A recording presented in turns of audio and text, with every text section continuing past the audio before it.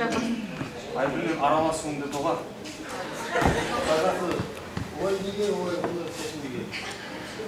Бүгін мейрамханада Айгүл құрбанды басқа кеткен көрдім. Сірә сен де сөйтетін шығарсың. Не деген бұл тағасы? Өзіңіздің жолдайды. Ойлағаныңыз не болды? Мен сен Айгүл құрбанмен араласамын деп отырсың. Кешен ғана араласамын деп дұрыс па? Тағасы бұл Сені бөлме.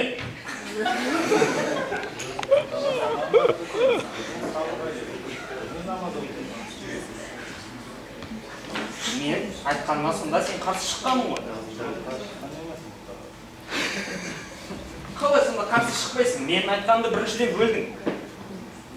Екіншіден, сен араластың дейді. Үшіншіден, қайтып сөзіңді бөліп тұрсың ғой. Не болып кетті мына үйде? Менің сөзім не? Сен үшін ешқандай орны жоқ па екен?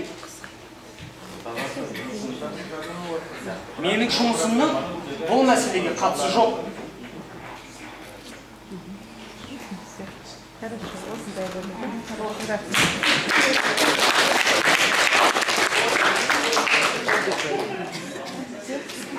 Бұл жерде енді біздің кейіпкерімізді мені көріп отырсыздар, атыңыз не болды? Нұржібек, иә? Нұржібек. Позициясын айтып берген, қандай болып керек жар екен. Көріңіздер, кішкене сабырлы, сыпайы болғысы келді бұл жерде біздің кейіпкеріміз. Ары қарай екіншіне. Мұстафаның осындай қылықтарынан шаршаған әбден мезі болған алдында құрбысы Айгүлден кеңес сұрауға берілді. Мұнымен бөліскісі келді. Можно я в первой сцене точку сыграю? Можно. Қайтадан бірінші сценаны айналдырамыз.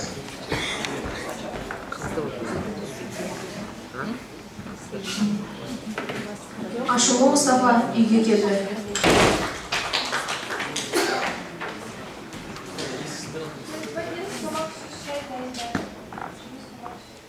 Осымен келгенде үй жинайсыңдар жүрсің. Мен жоқсан не білесің? Акитаев, Салем! Салем! Анаңмен сөйлесіп атыр. Сәл бара тұршы. Акитаев, келші, ойнайықшы. Мен анаңмен сөйлесіп тұрмын. Бар деді. Бар ойнайсың.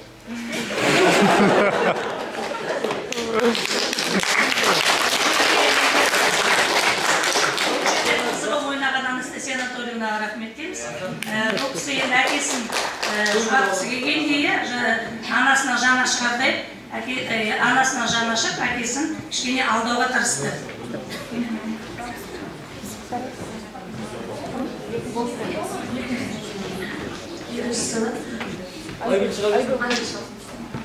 Мұстафаның осындай қылықтарынан шаршаған әбден мезі болған алдында құрбысы Айгүлден кеңес сұрауға берілді. Мұнымен бөліскісі келді.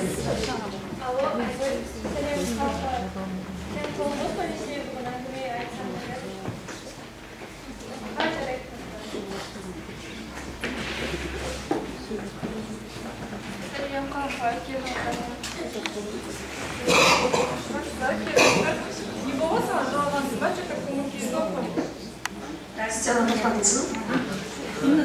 Көңіліне кейіпкер емес. Айгүл, иә? Құрбысың ба? Жарайды, жаз.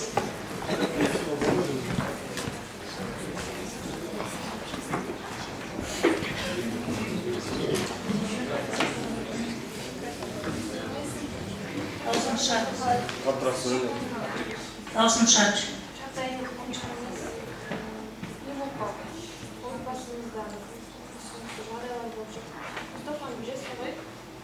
Екеуміз жақсы еді, соңғы кездері мүлде өзгеріп ашушаң болып кетті. Не үшін? Ол Айгүл сені бір ресторанда сені көрген екен, ол сені туралы жаман ойға келіп, мүмкін сен де солай шығарсың деп маған. Не істерімді білмеймін, шаршап кеттім.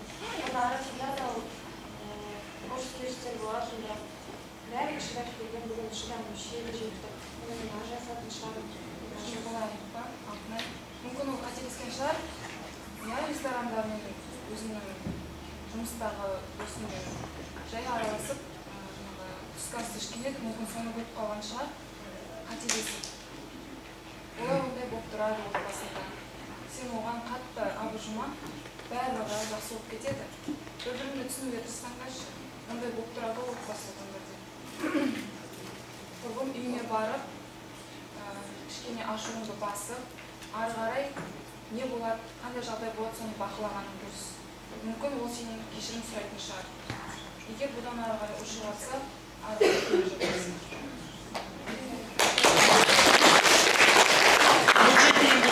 Көрдіге өз екінші құрбысын жұбатуға тырысып жатыр. Әр отбасында бұндай жағдай бола береді деп, шыдамды бол, сабырлы бол деп жатыр. Алтынайға құрбысы Айгүл мән беріп түсінгісі келмеді. Оның ойы басқада болды. Енді Алтынай ата-анасына мән жайды жеткізуді жөн санады.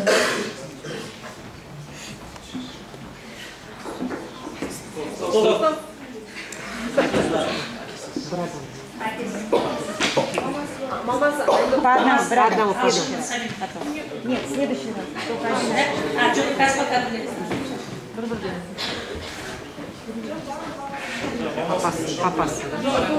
Папас, мама.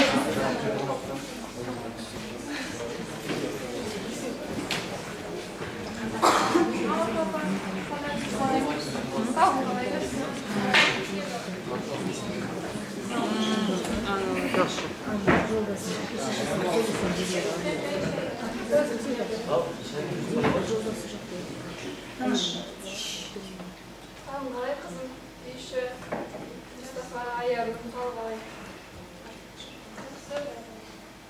Көңіл күйің жоқ қой қызым.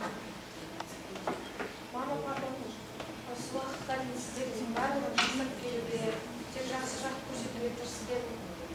Бүгін мен шыдамым шегі жетті. Мен шыдай алмаймын. Мұстафаны білесіздер ғой? Соңғы кездері мүлдем өзгеріп кетті. Не істерімді білмеймін, ол маған қолын көтеріп жүрді. Болмаш нәрсеге ол айқай шығарады. Қолын көтеріп деген түсінбедім. Не, Мұстафа саған қолын көтеріп жүр ма не? Иә, мен ажырасамын, мама, папа. Қызым, ондай ақымақтыққа бармайсың. Мен саған жол бермеймін. Қызым, ішінде болсын. Сіздің қыздарың ондай ажыраспаған. Жел соқпаса жүктің басы қимылдамайды. Екеуінен де болған шығар. Сұрастырамыз. Мұстафа өзі, білесің, ауылды басынан кешкеннен кейін сәл өзгеріп кетті. Бірақ менге бүйтіп тұрып жүрген жақсы жігіт. Сөйлесіп көремін. Сен уайымдама, жарай ма? Әкең барда ештеңеден соқпақ қызым.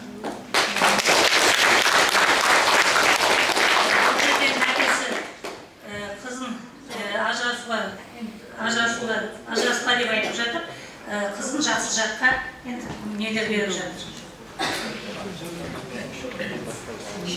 Ата-анасынан да көңілі қалған Алтынай шарасыз күйде психологқа көмегіне Маму хотят.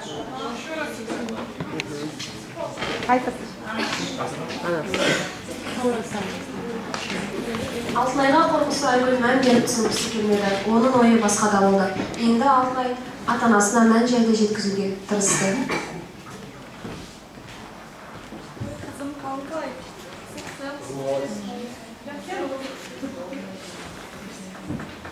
Неге болған қызым? Әбіш көріпсің ғой. Жағдайың қалай? Бізбен соңғы күндері көптен келіспейтін болды ғой. Мама, папа, білесіздер ғой. Отбасымызда кішігірім түсініспеушілік жағдайлар болып жүр. Соңғы кездері Мұстафа мүлдем өзгеріп кетті. Болмайтын нәрсеге ашуланып, үйдің берекесін алып, мазамды да алатын болды. Не істерімді білмеймін, ол маған соңғы кездері қолын көтеріп жүр. Уайымдама қызым, ондай барлық отбасында болып тұрады ғой.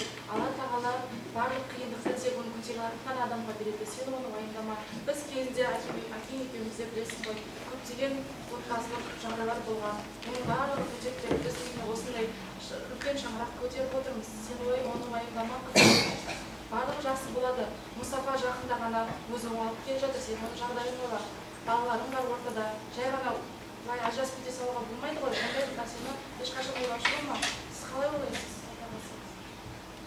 Ажырасқанбыз.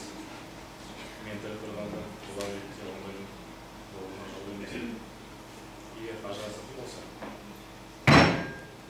ондай менің қызым болмасын. Өз әкесі, олай біздің жалғыз ғана қызымыз бар ғой, оны олай ренжіте көрмейді. Керісінше оның көңілін тауып жылап қоюға тырысайық. Айттым. Жоқ, олай ойлап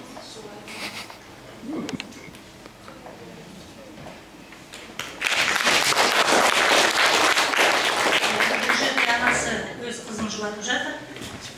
Және бір жағынан анасы әкесімен қызын татуластырғысы келді. Да, хочет сыграть. Адармен Әкесінде. Алтынайда құрбысы айлығына зиярат түсінгісі келмеді. Оның ойы басқада болды. Енді Алтынай бар үмітін ата-анасына арқалады.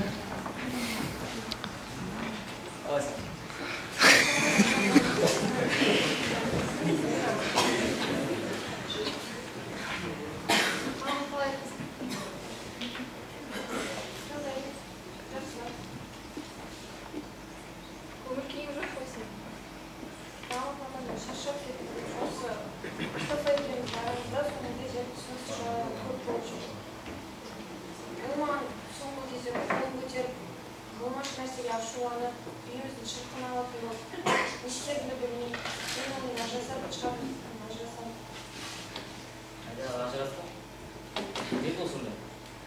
Мен қызымды бұл отбасыға бергенде, оны ұрып соғу үшін бердім бе? Болмайды бұл жағдай. Қазір болсын, қазір. Дәл қазір. Саған подполковник бар ғой, соған барамыз. Қол көтеру деген болмайды. Бүгін қол көтеретін болса, ертең өлтіретін жағдайға жеткізеді. Осыны дәл үшін тоқтатайық. Жүрген екен.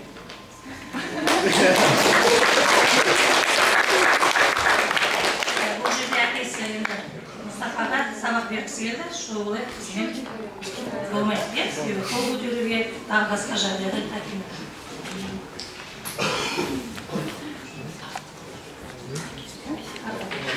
Ата-анасы